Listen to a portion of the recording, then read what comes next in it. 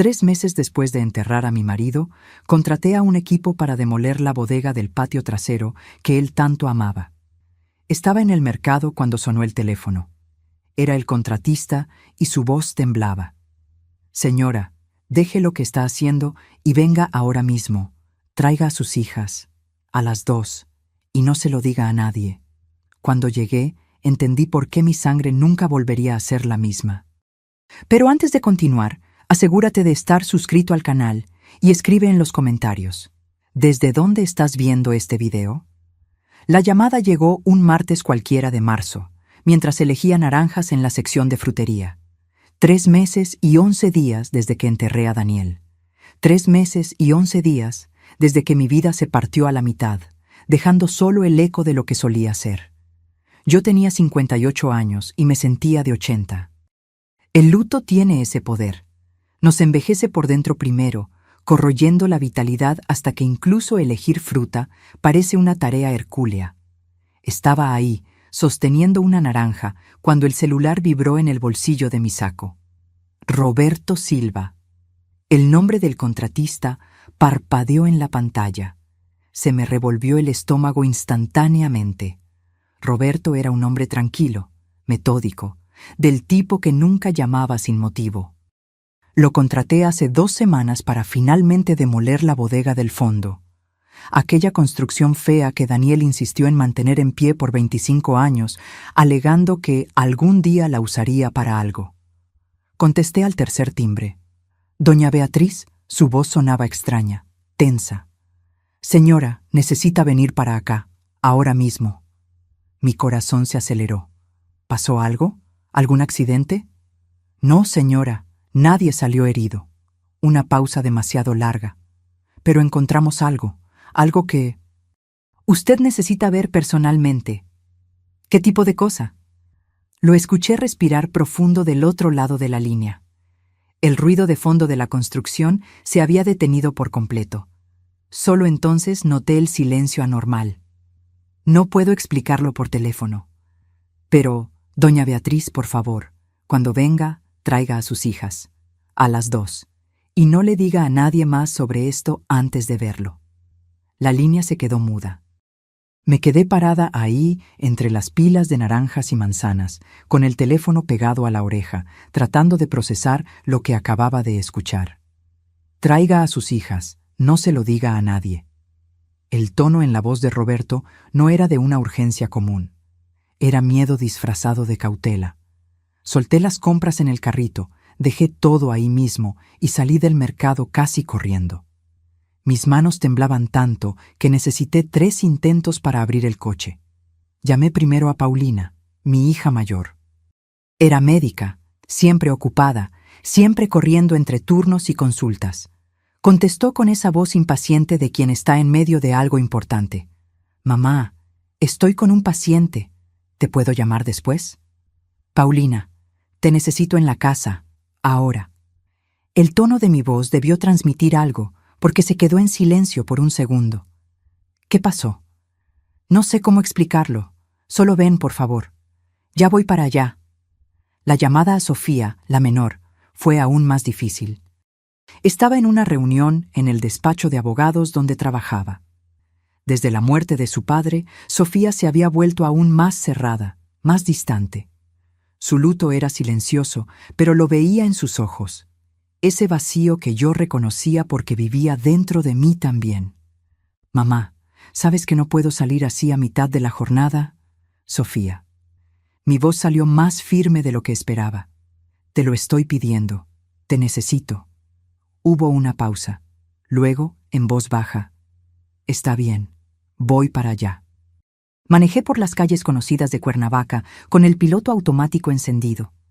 Mi mente hervía con posibilidades, ninguna tenía sentido. ¿Qué podría haber encontrado Roberto en una bodega vieja que exigiera la presencia de mis 2 hijas? ¿Qué tipo de descubrimiento venía acompañado de un pedido de silencio? Daniel construyó esa bodega justo después de que nos mudamos a la casa, hace 26 años. Era ingeniero civil, un hombre práctico y organizado.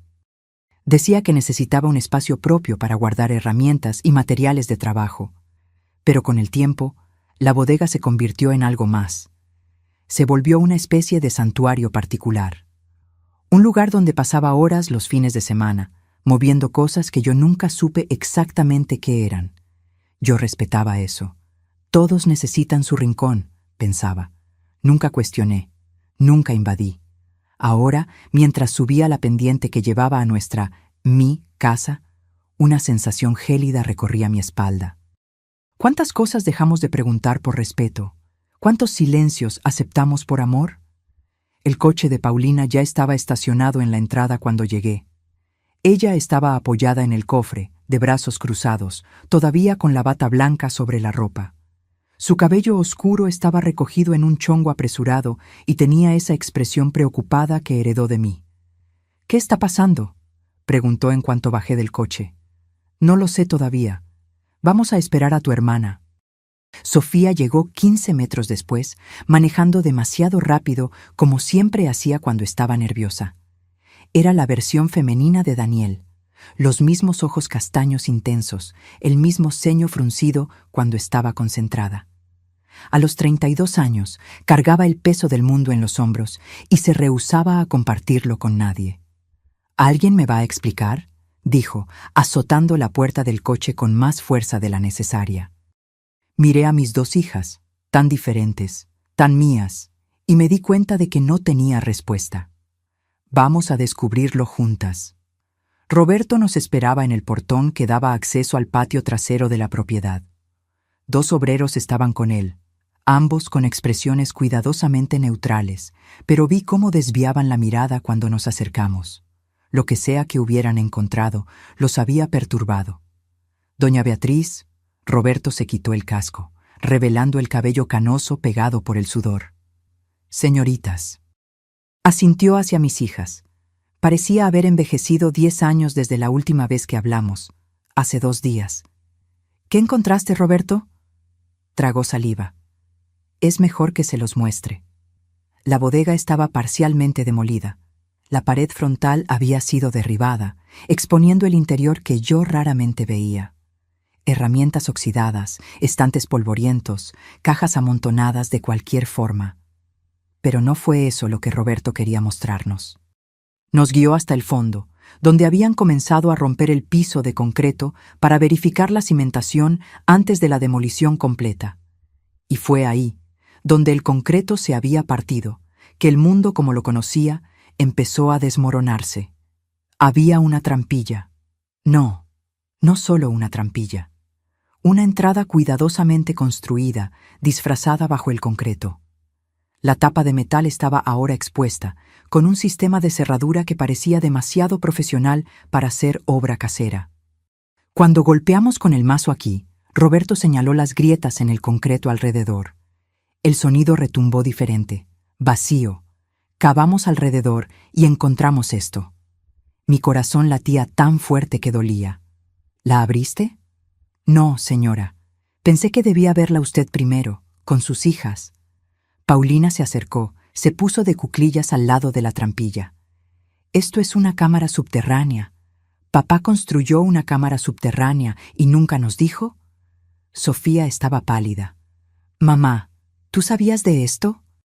Sacudí la cabeza, incapaz de articular palabras. 26 años. 26 años casada con un hombre que, aparentemente, mantenía secretos literalmente enterrados bajo nuestros pies. «Tiene una cerradura», observó Roberto. «Digital, código de 4 dígitos». Me acerqué con las piernas temblorosas. La cerradura parpadeaba en rojo, esperando la combinación correcta. 4 números. ¿Qué números elegiría Daniel? «Intenta con la fecha de aniversario de bodas», sugirió Paulina, con la voz entrecortada. Marqué 1508. La luz permaneció roja. ¿Su cumpleaños?, intentó Sofía. 2304. Rojo nuevamente. Mi mente corría. ¿Qué código usaría Daniel? Algo significativo, pero no obvio. Algo que... De repente, recordé. Una conversación antigua, justo después de que nació Sofía. Daniel contándome sobre una superstición tonta que tenía desde niño. Su número de la suerte, decía, era la suma de los días de nacimiento de sus hijas. Paulina nació el día 12, Sofía el día 19. Con dedos temblorosos marqué 3112. La luz parpadeó en verde. Un clic mecánico resonó en la tarde silenciosa. La trampilla se desbloqueó. Nadie se movió por unos segundos. Nos quedamos ahí, las tres, mirando esa tapa de metal como si fuera una bomba a punto de estallar. En cierto sentido, era exactamente eso. Roberto dio un paso al frente. «Déjeme abrirla, señora». Pero Paulina ya se estaba moviendo. «No, nos toca a nosotras». Sujetó el asa de la tapa, una barra de metal resistente, y tiró. Sofía se unió a ella, y juntas levantaron la trampilla, revelando una escalera de metal que descendía hacia la oscuridad. El olor que subió de ahí era a tierra húmeda, concreto y algo más. Papel viejo, tal vez. Electrónica. Un olor a espacio cerrado por mucho tiempo. Roberto encendió una linterna potente y apuntó hacia abajo. La luz reveló una escalera firme, bien construida, bajando unos 3 metros. En el fondo, el haz de luz iluminó lo que parecía ser un piso de concreto limpio. «Hay luz allá abajo», murmuró Roberto, señalando un interruptor fijado en la pared interna, justo al inicio del descenso. Paulina bajó primero. Siempre fue la valiente, la que enfrentaba las cosas de frente. Sofía vaciló. Me miró con una expresión que no veía desde que era niña. Miedo puro. Tomé su mano y bajé junto con ella. El espacio allá abajo era sorprendentemente grande. Debía tener unos 40 metros cuadrados, con una altura de casi 2,5 metros. Las paredes eran de concreto reforzado, el piso estaba impecable y el aire circulaba. Había un sistema de ventilación funcionando. Pero no fue la estructura lo que nos dejó mudas, fue el contenido. A lo largo de una pared entera, archivos. Decenas de archiveros metálicos, del tipo usado en oficinas, todos cuidadosamente etiquetados. En la pared opuesta, un escritorio con 3 monitores de computadora, todos apagados, pero claramente conectados a alguna fuente de energía. Cables organizados, equipos que parecían caros, profesionales. Y en el centro de la sala, una mesa grande cubierta con mapas, documentos, fotografías. «Dios mío», susurró Paulina acercándose a la mesa. «¿Qué es todo esto?» Tomé una de las fotografías. Mostraba a un hombre que no reconocí, entrando a un edificio. La foto tenía fecha y hora impresas en la esquina. Hace 3 años. Tomé otra. El mismo hombre, hablando con alguien en un estacionamiento. Otra. Documentos financieros. Estados de cuenta bancarios con valores resaltados en amarillo. Paulina abrió uno de los archiveros. Dentro, carpetas organizadas alfabéticamente, cada una con un nombre en la etiqueta. Sacó una al azar. «Augusto Herrera», leyó en voz alta. Abrió la carpeta. Su rostro palideció. «Estos son investigaciones. ¿Papá estaba investigando personas?» Sofía ya estaba en la mesa con las computadoras, examinando los equipos. «Esto no es de aficionados, mamá. Son equipos profesionales, software de análisis forense, sistemas de encriptación». Su voz se fue apagando. Papá no era solo ingeniero, estaba haciendo otra cosa, algo mucho más complejo. Me acerqué a los archiveros, con el corazón martilleando en el pecho. Jalé un cajón al azar y empecé a leer los nombres en las carpetas. Algunos los reconocía: empresarios locales, políticos, personas que veíamos ocasionalmente en eventos sociales. Otros eran completamente desconocidos. Abrí una carpeta con el nombre Marco Antonio Silva. Dentro, fotografías de él con una mujer que claramente no era su esposa, recibos de hoteles, registros de llamadas telefónicas. Y encima de todo, una nota con la letra de Daniel. Iniciado en 2015.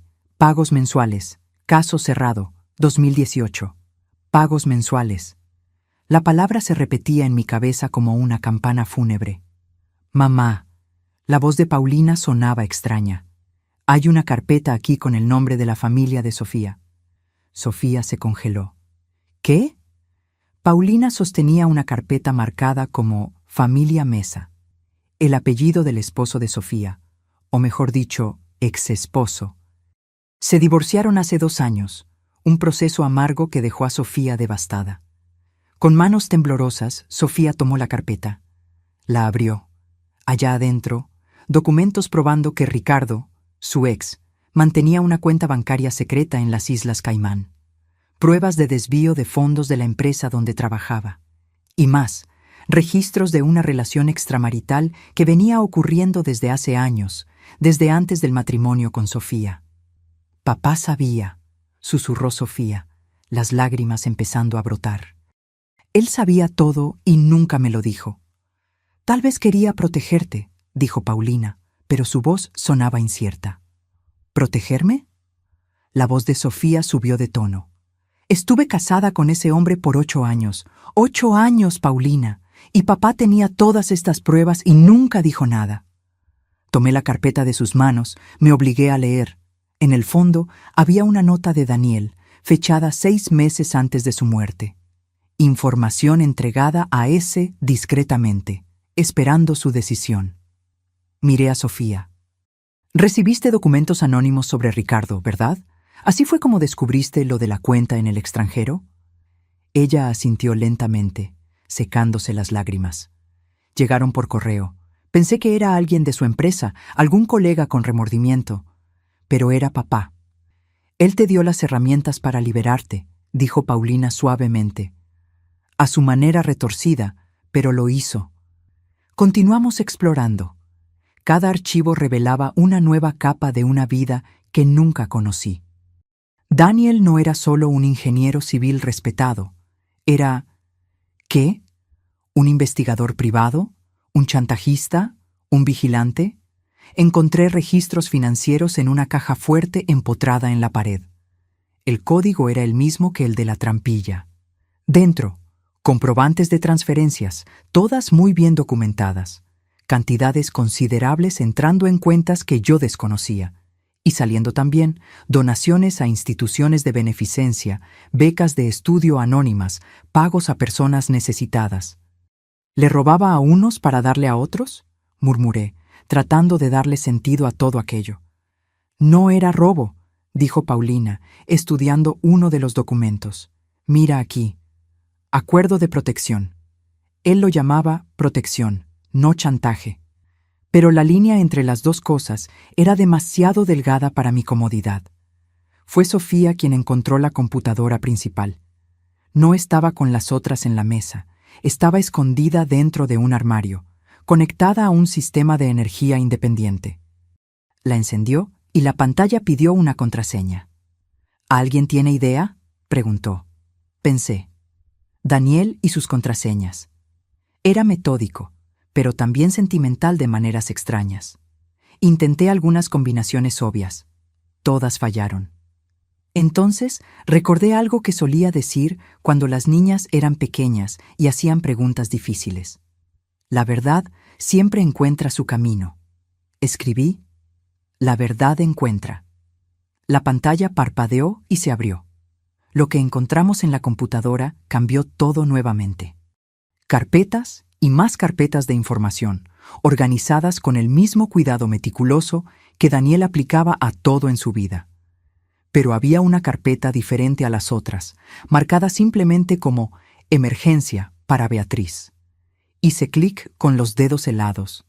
Era un video, fechado 2 semanas antes de la muerte de Daniel. Le di al play. El rostro de mi marido llenó la pantalla. Parecía cansado, más viejo de lo que recordaba. Tenía esa expresión que yo reconocía, cuando estaba a punto de decirme algo difícil. «Beatriz», su voz grabada resonó en la sala subterránea.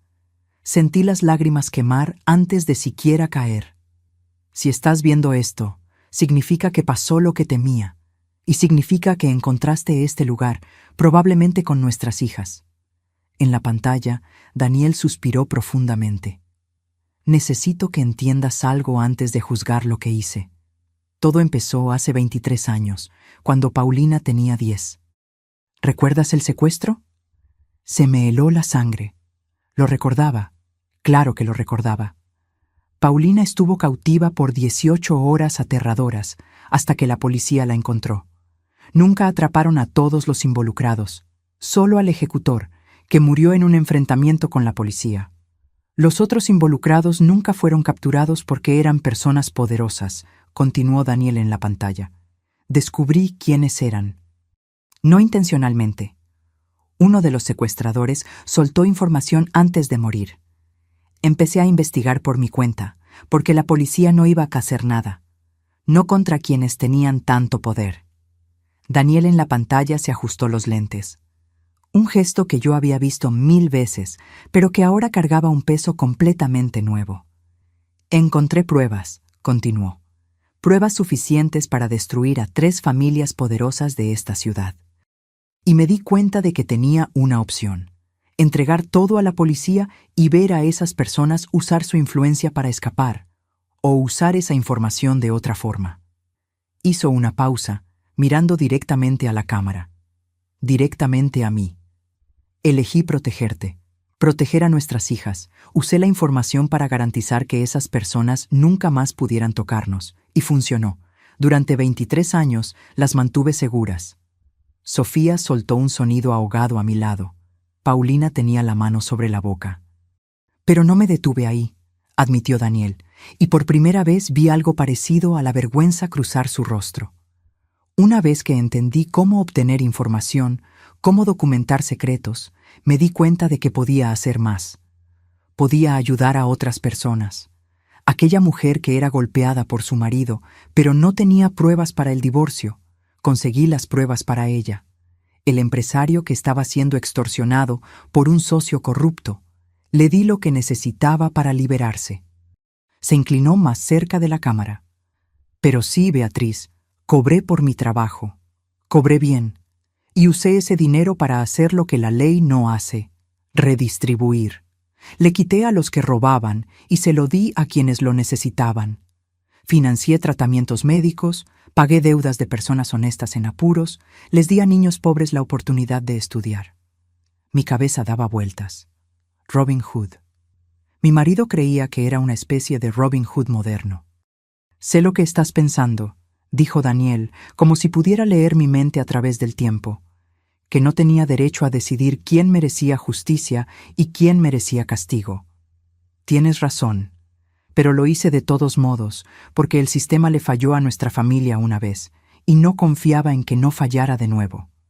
La pantalla tembló cuando cambió de posición.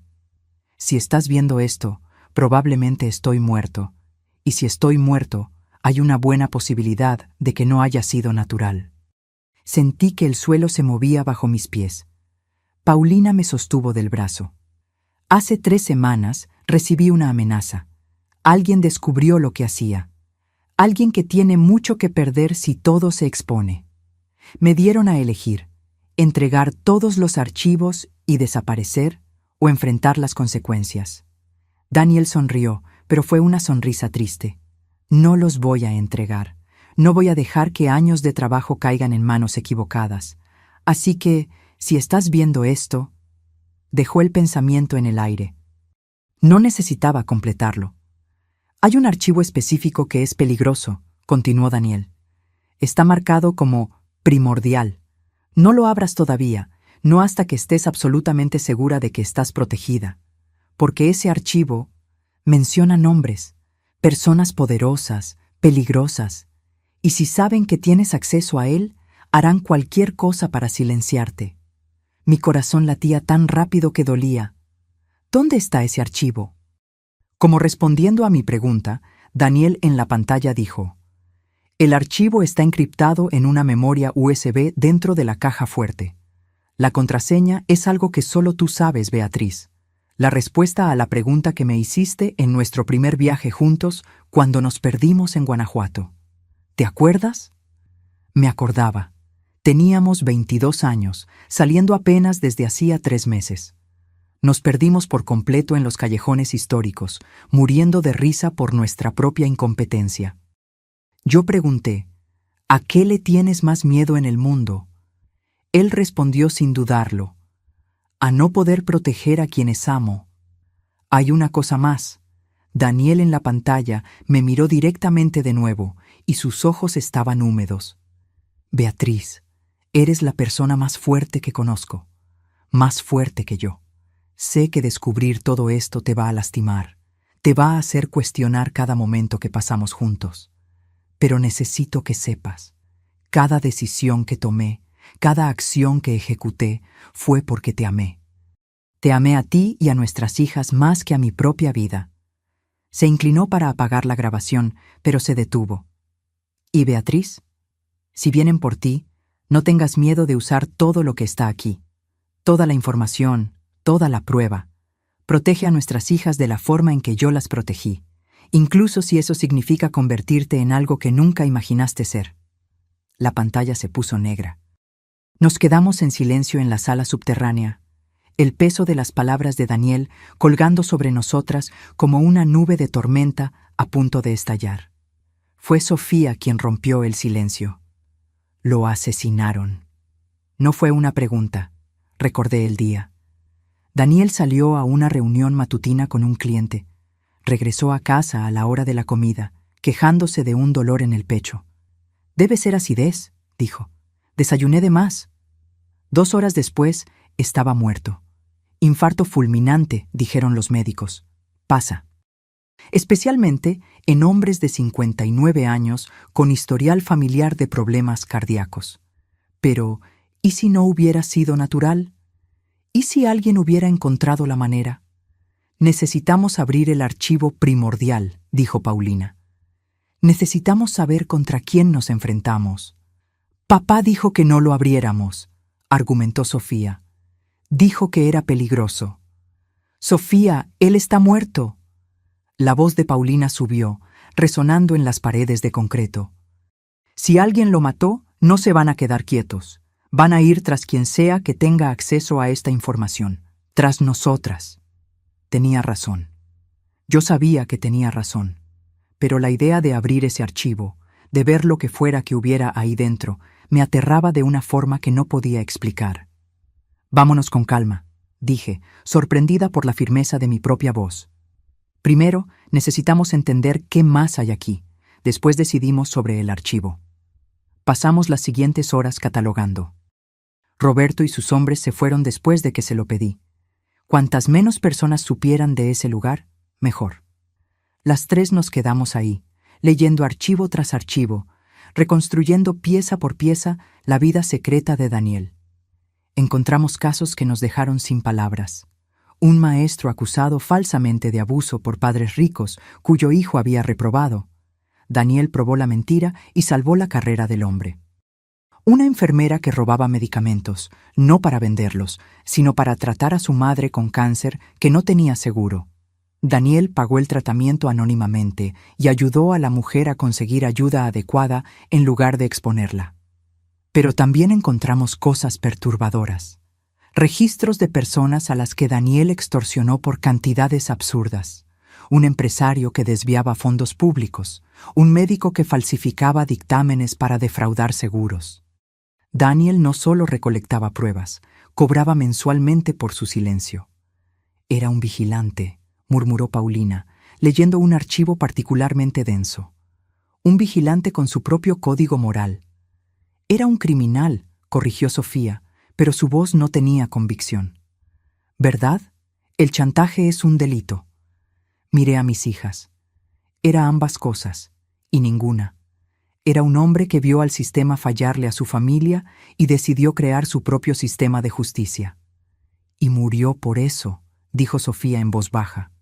Era casi medianoche cuando finalmente decidimos abrir la caja fuerte y tomar la memoria USB.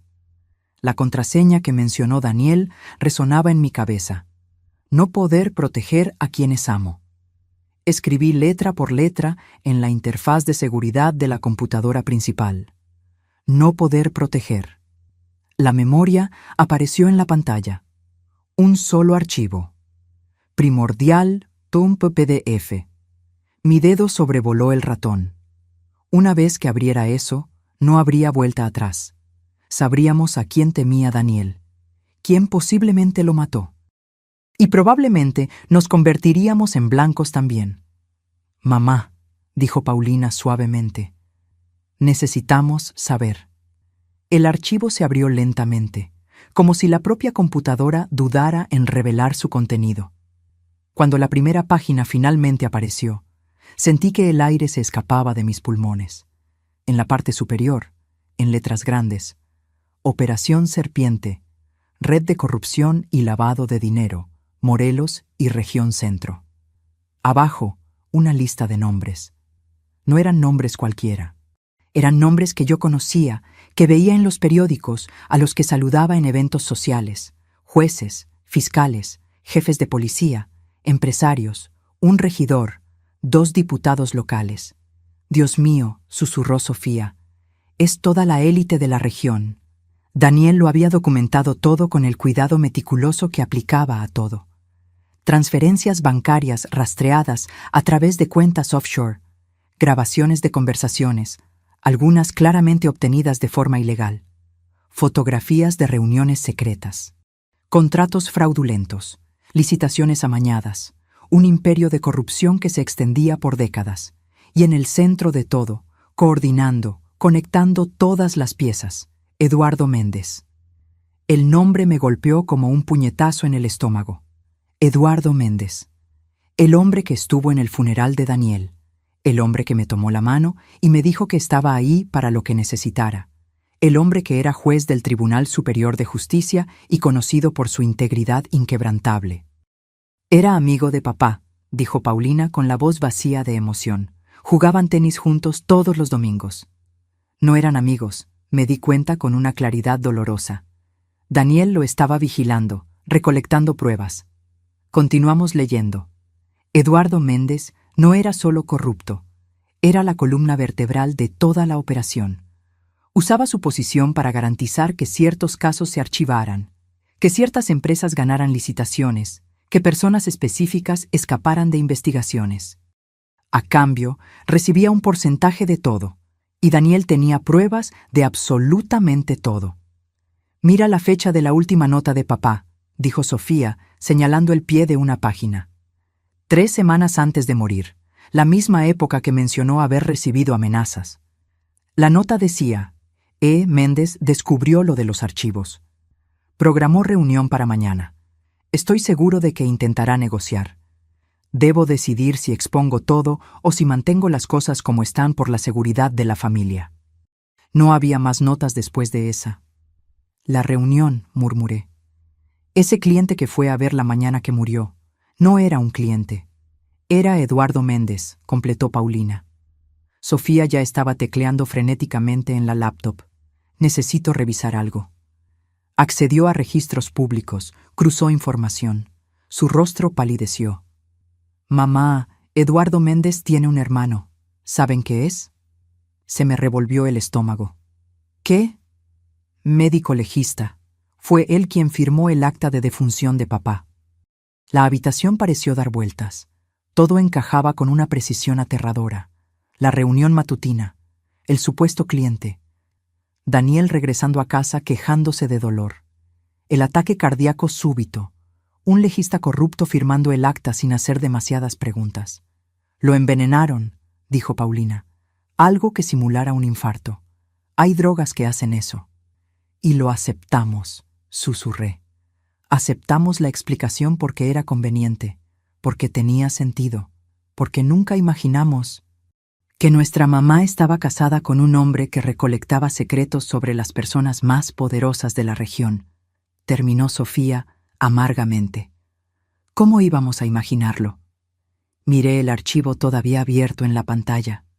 Páginas y páginas de pruebas meticulosamente documentadas. Pruebas que podrían destruir decenas de carreras, enviar personas a prisión, derribar imperios construidos sobre mentiras y sangre. Pruebas por las que matarían de nuevo. Necesitamos salir de aquí, dije de repente. Ahora. ¿Por qué? Preguntó Paulina. Porque si mataron a su padre por esta información y si sospechan que sabemos de su existencia. No necesité terminar, pero Sofía sacudió la cabeza. Ya lo saben, mamá, o al menos lo sospechan. La remodelación de la bodega no era un secreto. Roberto probablemente le comentó a alguien que encontró algo inusual. Las noticias vuelan en una ciudad pequeña. Tenía razón. Cuernavaca tenía ese aire de ciudad donde todos se conocen. Si Roberto mencionó a la persona equivocada que encontró una habitación secreta en la propiedad de la viuda del ingeniero Daniel, mi teléfono vibró, rompiendo el silencio tenso. Un número desconocido. Mi corazón se aceleró. «No contestes», dijo Paulina rápidamente, pero yo ya estaba presionando el botón de aceptar. Algún instinto me decía que debía hacerlo. ¿Beatriz Carballo? Una voz masculina, calmada, educada, conocida. ¿Quién habla? Eduardo Méndez. Perdona que llame tan tarde, pero supe que hubo un movimiento interesante en tu propiedad hoy. ¿Encontraron algo durante la demolición? Se me heló la sangre. Él sabía, claro que sabía. No sé de qué me hablas, Eduardo. Beatriz. Su voz adquirió un tono casi paternal. Sé que Daniel guardaba algunos archivos que podrían ser malinterpretados por personas que no entendieran el contexto. Si encontraron algo así, sería prudente hablar conmigo antes de hacer cualquier cosa precipitada. ¿Por qué haría eso? Porque Daniel era mi amigo, y porque sé que a él no le gustaría que nada malo les pasara a ti o a tus hijas por culpa de información obsoleta y potencialmente peligrosa. La amenaza velada era clara. Miré a Paulina y a Sofía. Vi el miedo en sus ojos reflejando el mío. Voy a pensarlo, dije cuidadosamente. Piénsalo rápido, Beatriz. Algunas personas son menos pacientes que yo. La llamada se cortó. Me quedé parada, sosteniendo el teléfono, sintiendo el peso de cada palabra no dicha. Eduardo Méndez acababa de darme un plazo. ¿Un plazo para qué? Exactamente, no lo sabía. ¿Para entregar los archivos? ¿Para desaparecer? ¿Para morir silenciosamente como Daniel? Necesitamos hacer copias, dijo Sofía de repente. De todo, y guardarlas en lugares diferentes. ¿Y después? Preguntó Paulina. ¿Qué hacemos con esto? Miré el archivo primordial todavía abierto en la pantalla. A los nombres de personas que habían construido fortunas sobre la corrupción. A las pruebas que Daniel pasó años acumulando, pruebas por las que dio la vida.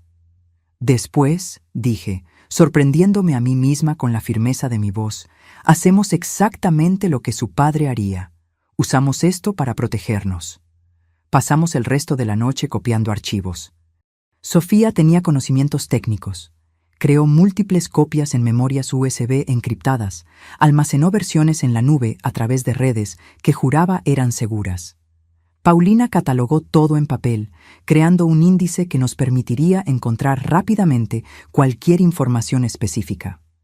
Yo leí cada archivo, cada nota, cada fragmento de evidencia que Daniel había reunido, y con cada página conocía a mi marido un poco más y un poco menos. El hombre que me besaba cada mañana antes de irse a trabajar. El hombre que lloró cuando nació Paulina. El hombre que le enseñó a Sofía a andar en bicicleta con una paciencia infinita. Ese hombre era real. Pero también era real el hombre que extorsionaba a empresarios corruptos, que grababa conversaciones privadas sin consentimiento, que usaba información personal como arma, que decidió solo quién merecía castigo y quién merecía protección. Ambos eran Daniel, y yo tenía que aceptar eso. Eran casi las 4 de la mañana cuando terminamos. Teníamos 6 copias completas de los archivos, cada una guardada en un lugar diferente, algunas con abogados de confianza en otras ciudades, una en una caja de seguridad bancaria, una con una colega de Paulina que ni siquiera sabía lo que estaba guardando. ¿Y ahora?, preguntó Sofía, exhausta. Miré a mis hijas. Paulina tenía ojeras profundas, pero sus ojos estaban alerta, decididos. Sofía parecía haber envejecido 10 años en una noche, pero había una fuerza en ella que no veía hacía mucho tiempo. Ahora, dije, vamos a casa a dormir un poco. Mañana le haremos una visita a Eduardo Méndez. Mamá, ¿te volviste loca? Paulina se levantó. Literalmente te amenazó hace unas horas. Exactamente. Y necesita entender que no somos blancos fáciles, que tenemos todo lo que tenía su padre, y más. que si algo nos pasa a cualquiera de nosotras, todo saldrá a la luz inmediatamente. Destrucción mutua asegurada, murmuró Sofía. Como hacía papá, asentí. Como hacía papá. Dormí 3 horas. Soñé con Daniel, pero no era el Daniel que yo conocía. En el sueño, estaba en esa sala subterránea, rodeado de archivos, y cuando se volteaba hacia mí, su rostro estaba cubierto por sombras que yo no podía disipar. Desperté con el sol saliendo, bañando la habitación en una luz dorada que parecía cruel en su normalidad. ¿Cómo podía el mundo estar tan común, tan tranquilo, cuando todo dentro de mí estaba destrozado? Tomé un baño largo, dejando que el agua caliente se llevara parte de la tensión de los hombros. Elegí la ropa con cuidado, un conjunto sobrio, profesional. Necesitaba parecer en control, aunque por dentro estuviera aterrorizada. Paulina y Sofía llegaron a las 9. Habíamos acordado que iríamos juntas. La unión hace la fuerza, dijo Paulina. Y protección, añadió Sofía. Es más difícil hacer desaparecer a 3 mujeres que a una. La oficina de Eduardo Méndez estaba en el centro histórico, en una casona colonial bellamente restaurada. Irónico, pensé, cómo el dinero de la corrupción pagaba la preservación de la historia. La secretaria pareció sorprendida con nuestra llegada sin previo aviso. El licenciado Méndez está en una reunión. Dígale que Beatriz Carballo está aquí, con documentos que querrá ver. Algo en mi voz debió transmitir urgencia, porque tomó el teléfono de inmediato. 2 minutos después, éramos conducidas a su oficina. Eduardo Méndez se levantó de detrás de su escritorio de caoba maciza. A los 65 años, era un hombre distinguido, cabello canoso perfectamente peinado, traje impecable. El tipo de hombre que inspiraba confianza instantánea. El tipo de hombre que usaba esa confianza para robar. Beatriz extendió la mano. No se la estreché. Su sonrisa falló por una fracción de segundo. ¿Y sus hijas? ¡Qué agradable sorpresa! Podemos ahorrarnos las cortesías, dije. ¿Sabes por qué estamos aquí? Señaló las sillas. Por favor, siéntense. Nos quedamos de pie. Eduardo suspiró, regresó a su silla. Muy bien, vamos directo al grano. Encontraron los archivos de Daniel, y ahora creen que tienen poder. No lo creemos, dijo Sofía, con la voz cortante. Lo tenemos. El poder es una cosa interesante. Eduardo juntó las manos sobre el escritorio. Puede proteger, pero también puede destruir a quien lo posee. Daniel lo aprendió de la manera difícil. Tú lo mataste. No fue una pregunta.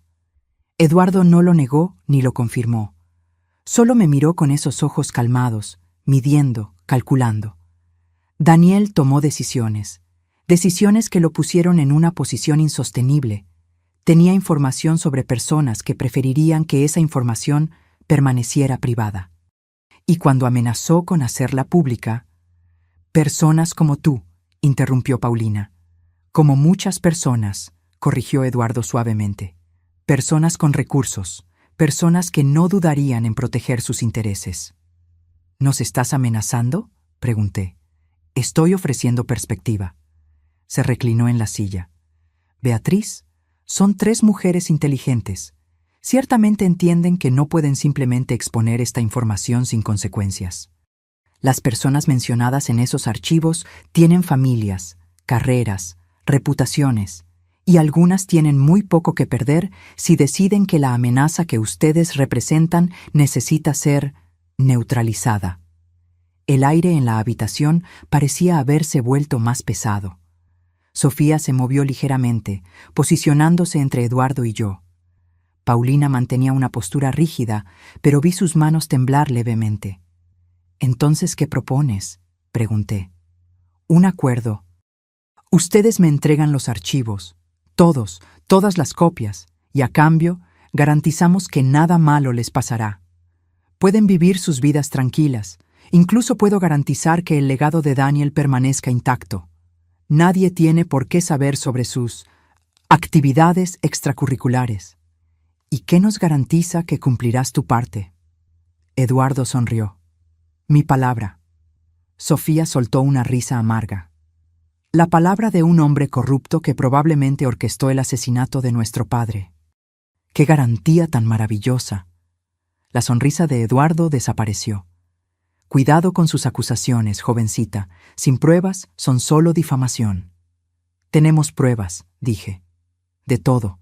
Tu red de corrupción, las licitaciones amañadas, el dinero desviado, tu hermano falsificando actas de defunción. Tenemos grabaciones, documentos, transferencias bancarias, todo. Por primera vez, vi una grieta en la máscara de Eduardo. Sus ojos se entrecerraron, su mandíbula se tensó. Si las tuvieran, dijo cuidadosamente, me habrían buscado antes. Habrían intentado negociar. El hecho de que estén aquí ahora, 3 mujeres asustadas, sin ningún tipo de protección, me dice que están blofeando. Era mi turno de sonreír. Saqué mi celular del bolsillo. Presioné unos botones. ¿Puedes revisar tu correo, Eduardo? Frunció el ceño, pero tomó su propio celular. Yo había enviado un documento, solo una muestra. 3 páginas del archivo primordial, mostrando transferencias específicas de cuentas offshore a su cuenta personal. Vi el color desaparecer de su rostro mientras leía. Eso es una muestra, dije calmadamente. Tenemos 423 páginas sobre ti específicamente. ¿Sobre los otros involucrados en la operación? Más de 1000 páginas. Y antes de que preguntes, sí, hicimos copias. Muchas copias. Guardadas con personas que nunca encontrarías.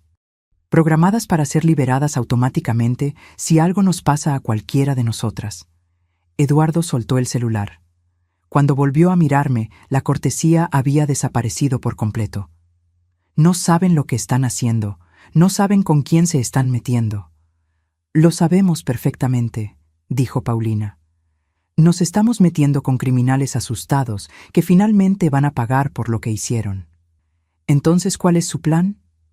Eduardo se inclinó hacia adelante. ¿Entregar todo a la policía? ¿A la fiscalía? ¿Creen que prosperaría alguna investigación? La mitad de las personas que tendrían que investigar están en esos archivos. Por eso no vamos a ir a la policía, dije. Vamos a ir a la prensa, a periodistas de fuera del Estado, a blogs de investigación, a organizaciones anticorrupción. Vamos a difundir esto tan ampliamente que ni todo el poder y el dinero del mundo lograrán enterrarlo. Era mentira. Todavía no habíamos decidido exactamente qué hacer, pero necesitaba que Eduardo creyera que teníamos un plan sólido, que éramos tan calculadoras como Daniel lo había sido. Eduardo me estudió en silencio por un largo momento. Luego, sorprendentemente, se rió. Daniel te enseñó bien. O tal vez siempre fuiste así y él solo lo reconoció. Daniel me enseñó que a veces la única forma de protegerse es garantizar que tu destrucción destruya también a tus enemigos. Destrucción mutua asegurada, Eduardo repitió, la estrategia favorita de tu marido. Se levantó, caminó hacia la ventana, miró la calle allá abajo. Muy bien, tienen mi atención. ¿Qué quieren? Queremos que nos dejen en paz. Dije simplemente. Queremos vivir nuestras vidas sin mirar por encima del hombro, sin preocuparnos por si seremos la próxima víctima de un ataque cardíaco súbito. ¿Y a cambio? A cambio, los archivos se quedan donde están, guardados, seguros y en silencio. A menos que alguien decida que somos una amenaza, entonces todo sale a la luz. Eduardo volvió al escritorio, apoyó las manos en él. ¿Y cuánto tiempo creen que durará este equilibrio? ¿1 año? ¿5? ¿10? En algún momento, alguien decidirá que vale la pena el riesgo, o se harán demasiado viejas para representar una amenaza real, o cometerán un error. ¿Y entonces? Entonces tendrás que vivir con esa incertidumbre, interrumpí. Igual que nosotros, vivimos con la incertidumbre de estar siendo vigiladas por asesinos. Me parece justo. Me miró fijamente por un largo tiempo. Finalmente, asintió lentamente. Llevaré su propuesta a las personas relevantes. Pero Beatriz, entiende una cosa. Hay personas en esta red que son mucho menos razonables que yo. Personas que las verán como una amenaza existencial y actuarán en consecuencia. Entonces convence a esas personas de que somos una amenaza mayor, vivas que muertas. Salimos de su oficina en silencio.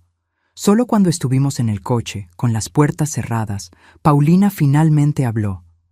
Mamá, estuviste increíble allá adentro, pero te das cuenta de que acabamos de declararles la guerra a las personas más poderosas de la región, ¿verdad? Me doy cuenta. Mis manos temblaban en el volante. ¿Pero qué más podíamos hacer? ¿Entregar los archivos? ¿Vivir con miedo para siempre? No, dijo Sofía desde el asiento de atrás. Hiciste lo correcto.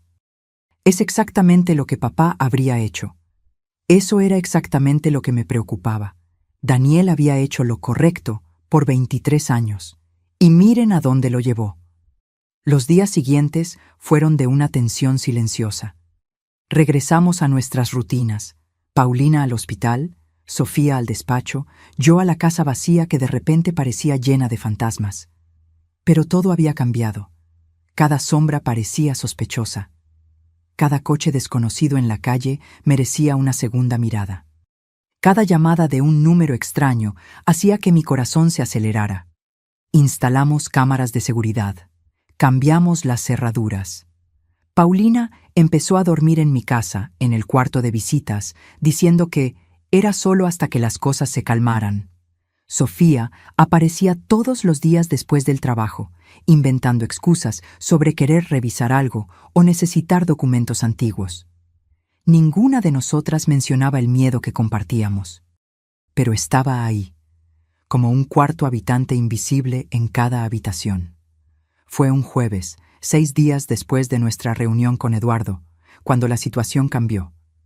Estaba en la cocina preparando café cuando sonó el interfón. Las cámaras mostraban a un hombre en la entrada, de unos 50 y tantos años, traje discreto, postura erguida. No lo reconocí. ¿Doña Beatriz Carballo? La voz sonó por el interfón. ¿Quién es? Mi nombre es Fernando Costa. Soy investigador federal. Me gustaría intercambiar unas palabras con usted, si es posible. Mi corazón se aceleró. Investigador federal. Eso no estaba en los planes. Llamé a Paulina de inmediato, que estaba en su cuarto arreglándose para su turno. Hay un investigador federal en la puerta. Bajó las escaleras corriendo. Juntas estudiamos al hombre por la cámara. Esperaba pacientemente, manos en los bolsillos, sin parecer una amenaza. Puede ser una trampa, dijo Paulina, o puede ser nuestra salvación. Respiré hondo y presioné el botón. ¿Puede mostrar su identificación a la cámara? Levantó una placa. Parecía legítima, pero yo no era experta. Voy a verificar su número de registro, dije. Tardé 15 minutos de llamadas para confirmar que Fernando Costa era, de hecho, un investigador de la Fiscalía General de la República destacado en la Ciudad de México. Abrí el portón. Fernando Costa tenía un trato calmado, casi gentil. Se sentó en la sala que le ofrecí. Aceptó el café, esperó pacientemente mientras Paulina y yo nos acomodábamos. «Doña Beatriz», comenzó, «estoy investigando una red de corrupción que opera en esta región desde hace al menos 2 décadas, y tengo motivos para creer que su difunto esposo tenía información relevante sobre esta red». Mantuve mi rostro neutral, pero mi mente corría. ¿Qué le hace pensar eso? Unos meses antes de su muerte, su esposo se puso en contacto con nuestro departamento. No directamente. Usó canales anónimos, pero logramos rastrearlo. Alegaba tener pruebas de un esquema masivo de corrupción que involucraba a figuras públicas locales. Se me revolvió el estómago. ¿Daniel había ido con las autoridades federales? No había mención de eso en ninguno de sus archivos. Programó una reunión con nosotros, continuó Fernando, pero murió antes de que pudiera concretarse. En su momento, aceptamos la explicación de causas naturales. Pero ahora, con cierta información que recibimos recientemente, estamos reabriendo el caso. ¿Qué información? Fernando me estudió cuidadosamente. Doña Beatriz, seré directo. Sé que encontraron algo durante la demolición de la bodega. Sé que tuvieron una reunión tensa con Eduardo Méndez. Y sé que, si su marido realmente tenía las pruebas que decía tener, esas pruebas probablemente están con ustedes ahora. Paulina se adelantó antes de que yo pudiera responder. ¿Y si estuvieran? ¿Qué garantías tendríamos de que entregar esa información no nos pondría en más peligro? Ninguna. Fernando fue brutalmente honesto.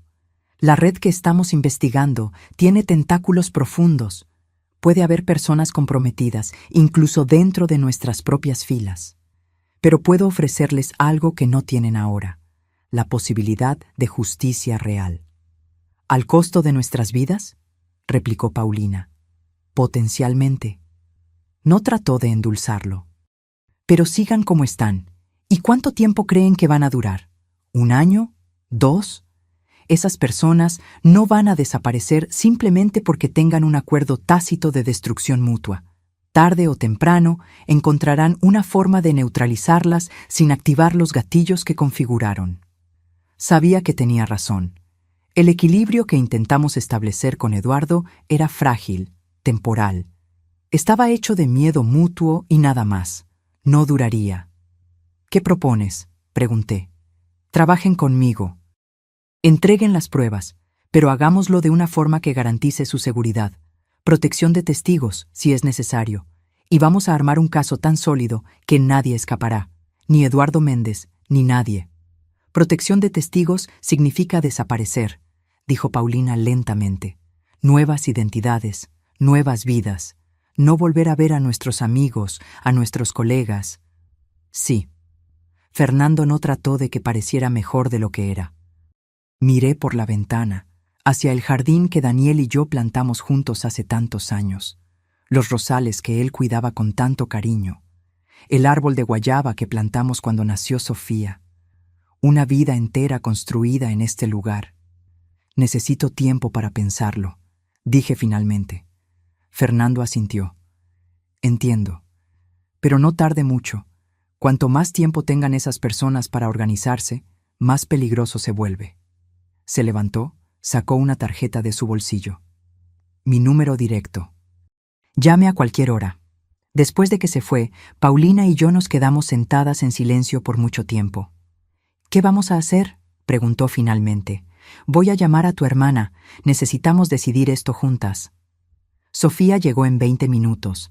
Le contamos todo sobre la visita de Fernando Costa.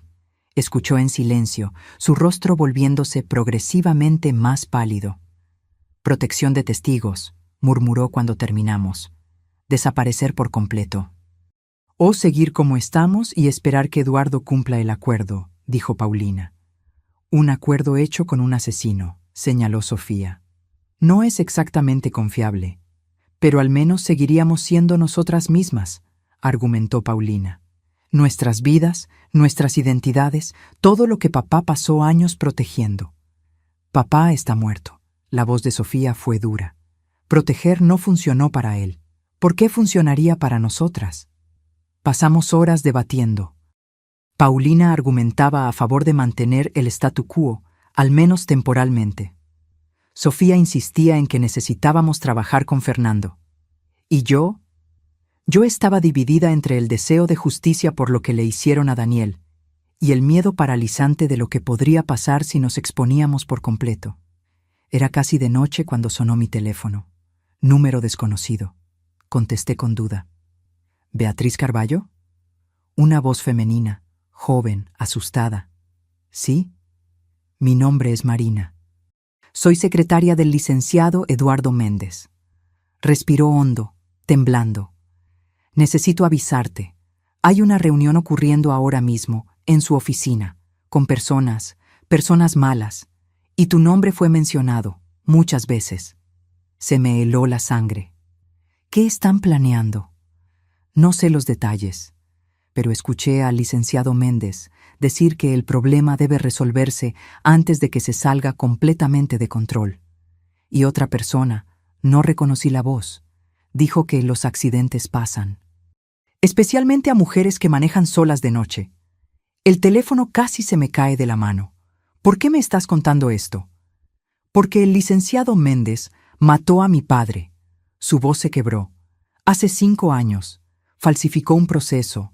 Destruyó su reputación. Lo llevó al suicidio. Y yo no puedo hacer nada porque no tengo pruebas.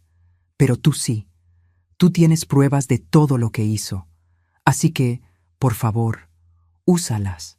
Destrúyelo, por mí, por mi padre, por todas las personas a las que ese monstruo lastimó. La llamada se cortó. Miré a mis hijas. Cambio de planes. Vamos a trabajar con Fernando Costa. Llamé a Fernando esa misma noche. Contestó al primer timbre como si estuviera esperando. ¿Doña Beatriz? Vamos a hacerlo, pero con condiciones. Programamos una reunión para el día siguiente en un lugar neutro, una cafetería en Tepoztlán, lejos de Cuernavaca, lejos de ojos conocidos. Fernando llegó con una colega, una investigadora llamada Patricia, que tenía ojos afilados y un trato directo al hablar. Pasamos 6 horas en esa cafetería, yéndonos solo cuando el dueño empezó a dar señales de que quería cerrar. Mostramos muestras de los archivos, cuidadosamente seleccionadas, nada que comprometiera nuestro poder de negociación por completo, pero lo suficiente para probar que teníamos exactamente lo que decíamos tener. Fernando se puso pálido mientras leía. Patricia silbó bajo. Esto es más grande de lo que imaginábamos. ¿Cuántas personas están involucradas?, preguntó Fernando. Directamente, 47, dijo Sofía, que se había memorizado los números. Indirectamente, si contamos a todos los que se beneficiaron o facilitaron de alguna forma, más de 100. Dios mío. Y todos ellos van a querer que desaparezcamos, añadí. Por eso nuestras condiciones no son negociables. Protección total, las 24 horas, hasta que esas personas estén tras las rejas. Y garantías de que los archivos se usarán adecuadamente, no se archivarán ni se manipularán. Fernando y Patricia intercambiaron miradas. Vamos a necesitar involucrar a la Fiscalía Especializada en Combate a la Corrupción, dijo él, y probablemente crear un grupo de tarea específico. Esto es demasiado grande para manejarse localmente. ¿Cuánto tiempo?, preguntó Paulina. ¿Para montar el operativo? Unas semanas. ¿Para arrestar a todos? Meses, tal vez años. Los casos de corrupción como este son complejos. Semanas, repetí. Semanas en las que vamos a estar en su radar, vulnerables. Por eso la protección empieza ahora, dijo Patricia. Hoy mismo. Vamos a poner agentes alrededor de su casa, escoltas siempre que salgan. Nada discreto. Queremos que todos sepan que están protegidas. No fue tan reconfortante como debería haber sido, pero era mejor que nada. Regresamos a Cuernavaca con una escolta federal. 2 coches, 4 agentes. Los vecinos seguramente tendrían de qué hablar, y tendrían aún más en las semanas siguientes. La investigación se desarrolló rápidamente una vez que Fernando tuvo acceso completo a los archivos. Crearon una fuerza de tarea con investigadores de fuera del estado, gente de Jalisco, Nuevo León, la capital, personas sin conexiones locales, sin vínculos que pudieran comprometer el proceso. Fui interrogada decenas de veces. Tuve que volver a contar cada detalle sobre cómo encontramos la habitación subterránea, sobre las conversaciones que tuve con Eduardo Méndez, sobre todo lo que Daniel me contó o dejó de contar a lo largo de los años. Paulina y Sofía pasaron por lo mismo. Era exhaustivo, traumático, revolver la vida de Daniel, exponer sus secretos, ver al hombre que amábamos ser diseccionado por extraños que veían solo a un criminal sofisticado, no a un esposo dedicado y padre amoroso. Pero era necesario. Los primeros arrestos ocurrieron 3 semanas después.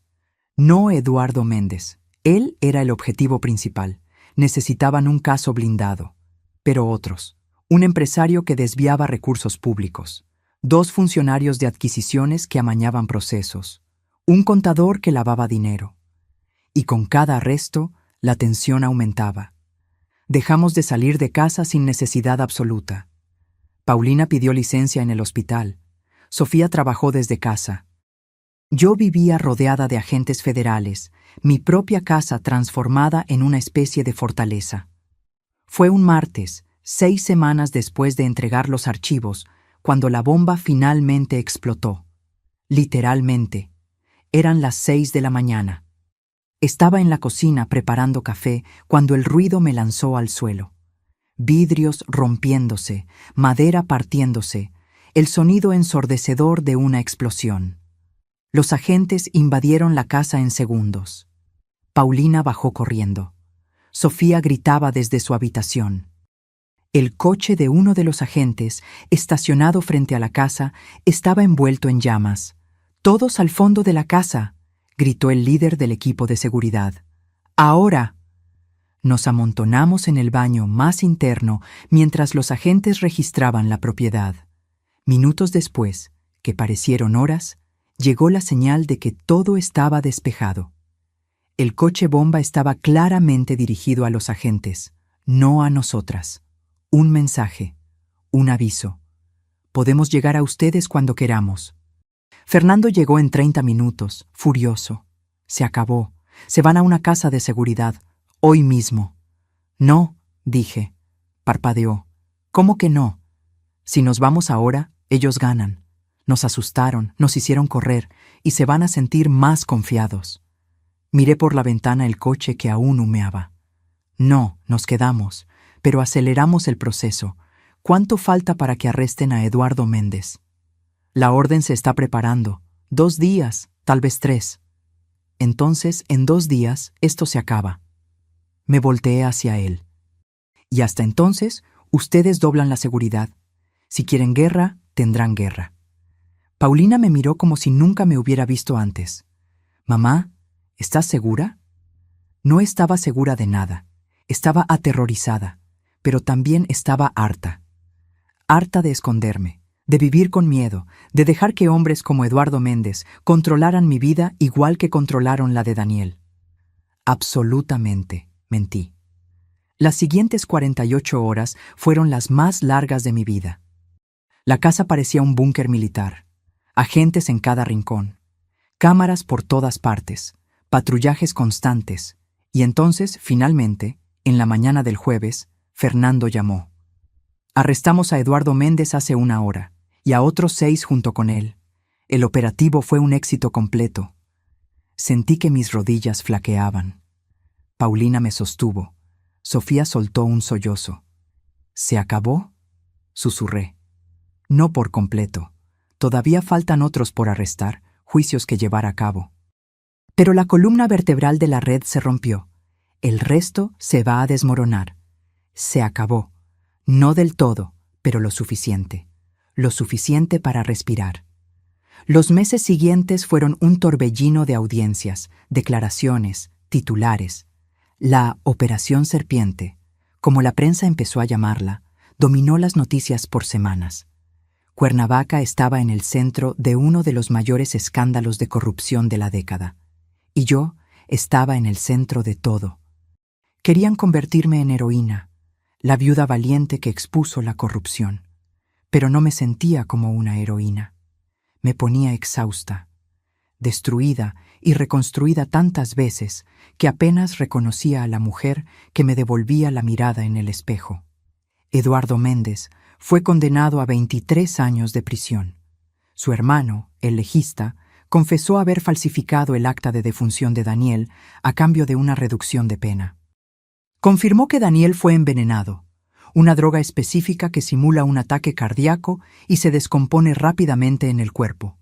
Justicia. Daniel finalmente tuvo justicia, pero eso no lo trajo de vuelta. Decidimos vender la casa. Demasiados recuerdos malos ahora, encimándose a los buenos. Paulina compró un departamento en Guadalajara, cerca de un hospital donde consiguió una plaza. Sofía se mudó a la Ciudad de México, empezó de cero en un despacho especializado en derechos civiles. Y yo me quedé con un departamento más pequeño en Tepoztlán, en un edificio discreto donde nadie me reconoce, o al menos fingen no reconocerme, lo que es casi igual de bueno. Todavía tengo copias de los archivos de Daniel, guardadas como él habría querido, pero no puedo verlas sin sentir una mezcla compleja de emociones. Orgullo por el bien que intentó hacer, rabia por la forma en que lo hizo, tristeza por el precio que pagó. Amor, siempre amor, incluso ahora, incluso sabiendo todo. 6 meses después de los arrestos, recibí una carta, sin remitente, enviada desde algún lugar de San Luis Potosí.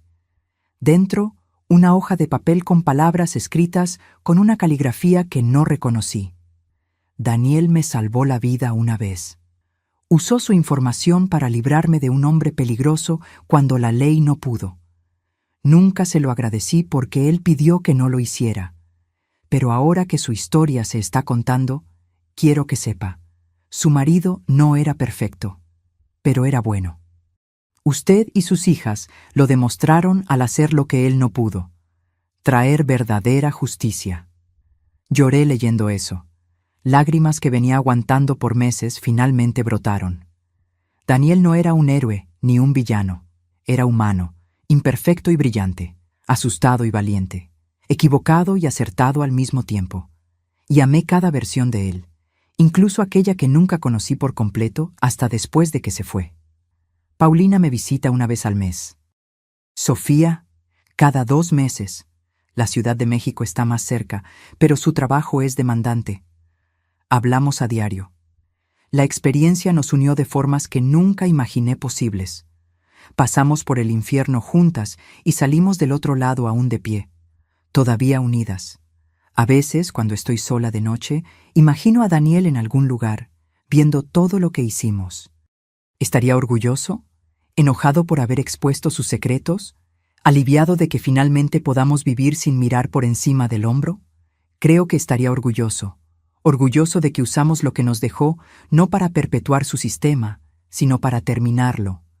Para traer la justicia real que él nunca confió que el sistema pudiera dar. Demostramos que estaba equivocado en algunas cosas y en lo correcto en otras, principalmente sobre nosotras, sobre nuestra fuerza, sobre nuestra capacidad de sobrevivir.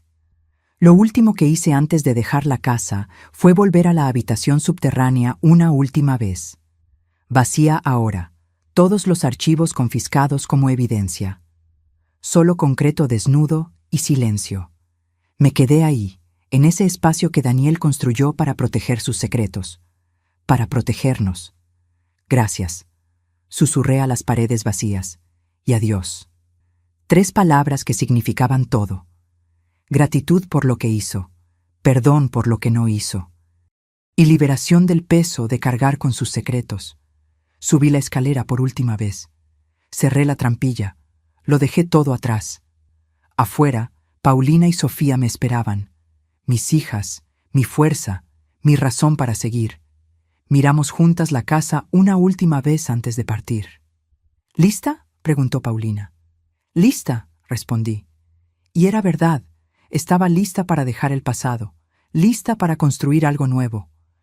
Lista para ser simplemente Beatriz, no la viuda de Daniel, no la mujer que expuso la corrupción, sino solo yo. Quien quiera que yo fuera ahora. Íbamos a descubrirlo juntas. Ahora, si te gustó esta historia, haz clic en suscribirte y dime en los comentarios qué parte te dejó con la boca abierta. Y no olvides hacerte miembro para tener acceso a videos exclusivos que no publico aquí. Te espero allá.